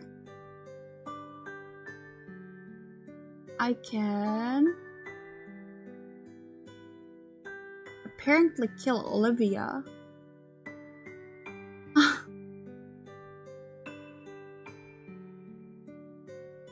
I can apparently kill Olivia by... Okay, so day 2, when Ren comes back to you in the rain. Do I have any day 2 save files? I'm not entirely sure. That's day 2. Okay, good. Day 2 save file. When he comes back to you in the rain, tell him he can... It's just a fling. That's a fling? I'm pretty sure you hit my lineup more than once. Wait, what? I thought you guys were just friends. Yeah, we're friends. Friends who were real close, right though? Oh, and what's wrong with your face, Buttercup? What did you just call me? Okay, enough. The goth style is pretty cool. Goth style? It also glances out of the window and follows my line of sight before landing on the person walking by. They were decked out head to toe with heavy makeup, platform boots, and clothing you'd only find in stores like Not Tropic. Ren's eye seems to follow their form until they're out of sight, and the impassive look on his face made me curious. Yeah, it's kinda cool. Do you like that kind of style? 'Cause I always thought you preferred something softer. Okay, that's the same. Gonna get the cookie again, just because I don't want him to like me. And then...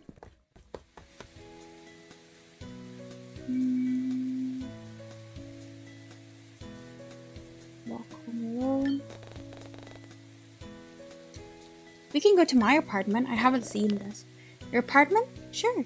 It's close by anyway. I can walk you home. The image of me taking a nice warm bath. Wait, I already read this. Ren really was considerate, but it didn't stop me from feeling bad whenever I saw the wet patch on his shoulder. Eventually enough, my apartment entrance comes into view and I suddenly wished that time would slow down. I wasn't sure why, but I was enjoying my time with Ren, even though I still didn't know much about him. All that I know was that he was very attentive when it came to me, and that he was willing to put in the effort to get to know me better. It was honestly very sweet seeing Ren be so considerate. He can still come off a bit odd and eccentric at times, but that side of him was slowly starting to grow on me. Glancing back at the pink-haired man beside me once more, I watched as he casually twirls the umbrella in his grip and shoots me a playful smile. It seemed as though he shared the same sentiment as me, judging by how his feet started slowing down the moment we ascended my apartment staircase. With a smile, I turned to face Ren, only to realize that he was already looking at me with an all too familiar soft grin. So here we are. Thanks for going out with me today. I'm sorry I got cut short because of the weather. I really should have looked at the weather app before leaving, huh? It's fine. Maybe you could try this again another time? Preferably on a day without rain. Yeah, I'd like that. We stand around at the entrance for a while before I... Oh. Of course I'm gonna bully him. What? Number 4 is empty, I guess.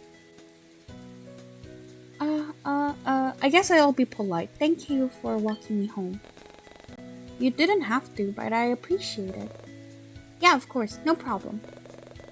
I had fun today. It's been a while since I've been to the beach walk anyway. I'm glad I got to visit it again with you. Even if the weather had to come along and ruin it, haha. Yeah, I had fun too. Well then. Much like the first time I met him at the library, I awkwardly gestured to the door behind me as I tried to find a way to excuse myself. Sometimes Ren really made these kinds of situations difficult. I should head back inside now, and you should get out of this rain. Oh yeah, I probably should. He still makes no sign of leaving, which makes me wonder if he was waiting to make sure I made it safely inside my apartment. As if to test that theory, I give him a small wave and turn on my heel. Oh, before you go, this is for you. Without another word, Ren shoves the bag he was holding into my arms with a forced smile. Peering inside, I noticed the Haruko plushie I had been eyeing earlier. He really went out of his way to get this for me? Wow. Well then, I'll be going. Goodbye, Angel. Before I could respond, Ren was already turning on his heels and leaving back the same way he came. Without looking back to see if Ren had left or not, I climbed up the flight of stairs until I reached my floor. I highly doubt my landlord had fixed the elevator yet, if the caution tape was anything to go by. But it was difficult to focus on those things when all I could think about was the date I just went on with Ren. But a flash of white manages to pull me from my thoughts, and I noticed Violet lingering near the stairwell entrance to our floor. Angel, hey, I'm guessing the weather put a fork in your plans too, huh? She moves to unlock her door, and I notice how one of her plotted plants had been moved to the busted window at the end of the hallway. I'm guessing Violet had moved it to make use of the free rein and make it easier to water her plants without the effort. Want to come in for a while? The weather is making me feel rather chilly. I can brew some tea to warm us up if you'd like. Sorry about Vi. As much as I'd love to, my social battery is kind of drained by now. Oh, that's okay. I totally get it. You just need some time alone to unwind, right? In that case, Carla over here is good company. She won't talk, but she'll listen to your problems without a complaint. She hands me a small bouquet made from an assortment of colored tulips before waving me off and stepping into her apartment. The smell of lavender wafts out as she pokes her head out of the door, and the scent immediately calms my senses. My offer still stands if you ever change your mind, though. Just knock and I'll get the kettle running. Enjoy the rest of your evening, Angel. Toodles! Man, Violet really was something, huh? Stepping into the comfort of my apartment, I discard my keys into the bowl and take off my shoes. Ignoring the awful squelching sound it makes, I try my best not to leave a puddle of water in my wake as I make my way into the lounge room. I pull out the Haruko plushie from the back and set it on the couch before I turn the television on and prepare myself for a much-needed shower. Breaking news! The body of a young woman has been pulled from a dumpster on Cornell Street, no more than 5 feet from the place she worked at. Paramedics said she suffered multiple blunt forces to her vital organs, as well as showing signs of stress and struggle. Viewer discretion is advised, as these images contain scenes that might be triggering. All of a sudden, the TV turns into static, and I could only assume that it was caused by the storm. I didn't need to look outside the window to know that it had only gotten worse, and I wonder if Ren was going to be alright on the walk back to his apartment.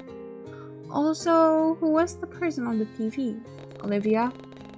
The reporter seemed to be standing outside of a hardware store, which wasn't far from the pier Ren and I went to today. Dang, I really wanted to know more. Despite that, I don't feel like taking any chances with this freak storm. So I quickly race to the bathroom before the power turns off next. I think that's it. I didn't even notice that I brought my new plushie into my bedroom, but I bring it closer to my side and bury my face in its sweet fluffiness. The faintest hint of cherry and mint emits from the toy and makes my mind drift to thoughts of that strange pink-haired man once more. Okay, I think I want to try reloading that thing where I encourage him to kill Theo. Where was it? Was it not here? Okay, here. I'm going to encourage it so he kills Theo, and then I want to see, because apparently there's like a dialogue change. if you are scared of the news instead of... Yeah. I feel sick just hearing about it. Thinking about all this gory violence and death, it makes me feel uneasy.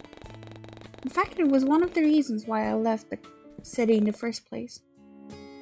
I wasn't the one who killed them. It's okay, I believe you. You do? It's the same thing. Huh? It's the same thing. I was lied to. Okay. Anyways, I really think that's it. I guess the game's not fully out enough so that there's much things going on. Like, I'm still very confused on many things. So yeah, I guess that's it for today. Thank you so much for joining me. Bye bye everyone.